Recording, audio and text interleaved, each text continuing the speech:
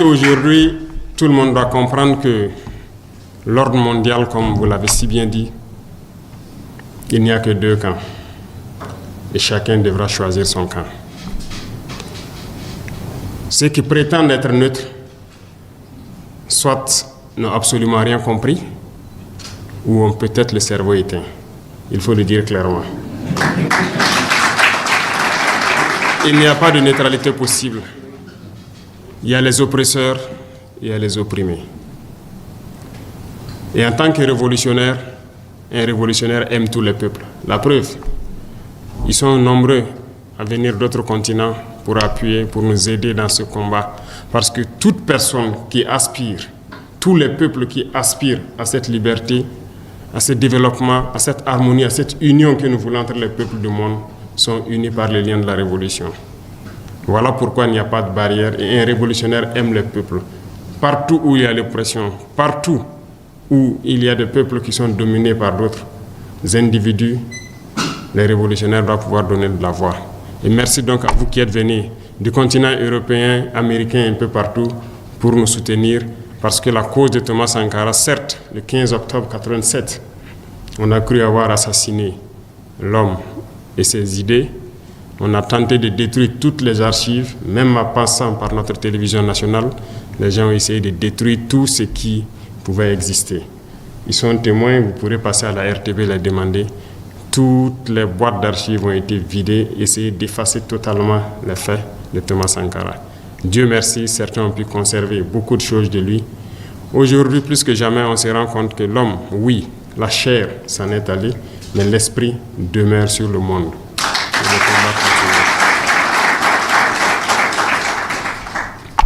Aujourd'hui, beaucoup de chefs d'État africains se cachent derrière une soi-disant démocratie fabriquée à l'africaine, essayant de copier peut-être leur maître impérialiste. Mais aujourd'hui, la démocratie montre ses limites. Elle s'est développée, elle atteint son apogée. Aujourd'hui, elle est en déclin. Ça, il faut le reconnaître. Il faut que nous arrivions à fabriquer notre modèle. Et notre modèle, c'est africain. Et tel qu'ils le disent, si la signification du mot démocratie est telle qu'ils le disent, c'est que c'est né en Afrique. Alors, ici, nous avons notre manière de voir les choses. Il faut que nous redevenions africains et que nous acceptons de vivre africains. Comme disait le camarade président Thomas Sankara, c'est la seule manière de vivre libre et de vivre digne. Qui aujourd'hui plus que vous pour passer ce message au monde entier? Qui aujourd'hui plus que vous pour éveiller les consciences? Comme je l'ai dit, tout commence par là. Si la jeunesse ne connaît pas son histoire, la jeunesse ne comprend pas le monde d'aujourd'hui, ne comprend rien de la géopolitique, vous avez beau tourner ciel et terre, ils ne pourront jamais comprendre la démarche de la révolution. Il va de soi qu'à partir de maintenant, partout où nous sommes, que nous puissions faire passer le message de notre histoire, d'où nous venons, qu'est-ce que nous faisons aujourd'hui, pourquoi le monde est ainsi fait, pour que les gens puissent comprendre, emboîter le train de la révolution et qu'on puisse avancer vers un développement harmonieux, vers une union africaine réelle. Car cette union africaine qu'on le dit aujourd'hui de façade, on ne la sent pas. Il n'y a pas d'union. Le continent est déchiré par des guerres, tout cela par la manipulation des impérialistes. Ils ne veulent que nous voir déchirés, nous entretuer pendant qu'on pille nos richesses. Mais il faut que le message passe. Il faut conscientiser. Il ne faut jamais s'arrêter de parler. Certains diront que beaucoup d'entre vous peut-être parlent beaucoup. Moi, j'ai été longtemps accusé de ça, mais il faut toujours parler.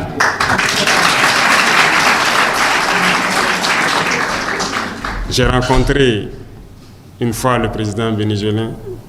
Il me disait, le père de la révolution, chaque jour il parlait à la radio. Et lui-même, qui était son fidèle, se demandait mais pourquoi tous les jours il parle. Et Chavez l'a dit, il faut toujours parler pour que les gens comprennent le message et que le message de l'impérialisme ne puisse pas passer. Aujourd'hui, plus que jamais, lui l'a compris Et il était venu juste pour m'encourager de continuer à parler. Pendant que sur le continent, nos frères, peut-être qui n'ont encore rien compris, nous disent qu'on parle trop. Et souvent, ce sont ces soi-disant intellectuels qui n'ont peut-être pas compris, qui ont été totalement formatés par le système occidental, par le système impérialiste, qui trouvent qu'on parle trop, parce qu'ils ne peuvent pas comprendre et percevoir le message qu'on passe. Malheureusement, c'est leur faiblesse aussi, mais nous devons continuer à parler. Nos jeunes doivent se réveiller. Tout de suite, avant de venir ici, je suis allé encourager une jeune dame qui a été combattue dans le temps, quand elle a essayé de transformer notre coton en produit coton hydrophile médical qui est utilisé et tout. Elle a été combattue, son usine avait été fermée, ses machines ont été toutes démontées et rangées. Quand nous sommes arrivés, nous avons essayé de la soutenir et l'usine a réouvert ce matin. L'Afrique ne demande que ça, produire, transformer et consommer. Et nous allons continuer à encourager ces genres d'initiatives. Mais tout ça, c'est par le changement de mentalité. Et aussi, je dirais, en forçant la main à certains. Et c'est là la révolution. Parce que le changement de mentalité dans la bourgeoisie est difficile. Et c'est cette bourgeoisie qui oppresse et qui continue de conjuguer avec l'impérialisme parce qu'ils ont les moyens. Et aussi, ils communiquent. Ils passent par tous les canaux pour amener les jeunes Africains à stagner. C'est par là que les jeunes Africains se retrouvent à prendre l'eau, à mourir par milliers dans l'océan pour essayer de rejoindre l'Eldorado, si on peut le dire. Mais il faut qu'on arrive à le créer ici. Et c'est possible. Nous nous sommes lancés dans cette révolution et je pense qu'aujourd'hui, pour l'Afrique, c'est le seul chemin qui puisse permettre de pouvoir se développer. Passé cela, je ne vois pas autre méthode qui puisse résister aux manœuvres de l'impérialisme et de ses valets locaux sur place. Vous ne pourrez pas avancer, ils mettront toujours des bâtons dans vos roues à travers les textes que les impérialistes eux-mêmes ont avancés, les ont amenés à développer, à travers les organismes, les institutions que les impérialistes les ont aidés à mettre en place dans nos États. Il faut pouvoir casser tout ça pour que l'Afrique puisse ressurgir, s'unir et avancer. Les guerres nous ont trop déchirés. Parler des guerres, essayer de toucher leur cœur. Nous sommes en guerre au Burkina, nous connaissons d'où ça vient, nous nous battons. Mais quand nous regardons l'histoire de certains pays, ça nous déchire encore plus le cœur. Le Soudan, le Congo, bref, il y en a assez, où des gens meurent par milliers, de frères se déchirent par longueur de journée. Ici, ce sont des individus manipulés par l'impérialisme, qui sont assis de l'autre côté, qui les envoient un peu d'argent, du carburant, des armes, des munitions, et ils tuent leurs frères. Ils gambadent à travers les campagnes, tués, sans même savoir pourquoi ils le font. Mais tout ça, c'est parce que les cerveaux sont encore éteints. Il faut que vous puissiez rallumer les cerveaux de beaucoup d'Africains pour qu'on puisse se réveiller. Et c'est sérieux. Et c'est à travers la communication que vous faites.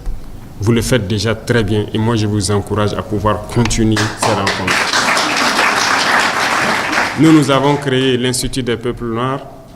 Nous sommes en train donc d'opérationnaliser et j'espère que tout un chacun participera en présentiel ou en visioconférence à continuer à éduquer notre jeunesse pour qu'elle prenne ses responsabilités, pour qu'elle comprenne le monde et que l'Afrique puisse se réveiller enfin et qu'on puisse s'unir et vivre dignement et librement. Et comme je l'ai dit encore, un révolutionnaire, il aime tous les peuples. Ce sont les politiques qui font souvent qu'on peut confondre les peuples. Mais les politiques ne doivent pas diviser les peuples. Et donc travaillons, peu importe la position où nous sommes, à unir les peuples et non à les diviser. Mais il faut que nous amenions d'une manière ou d'une autre les politiques à changer leur approche en Afrique. Et là aussi, nous allons continuer à parler, quitte à ce que ce ne soit pas diplomatique, mais nous allons le faire.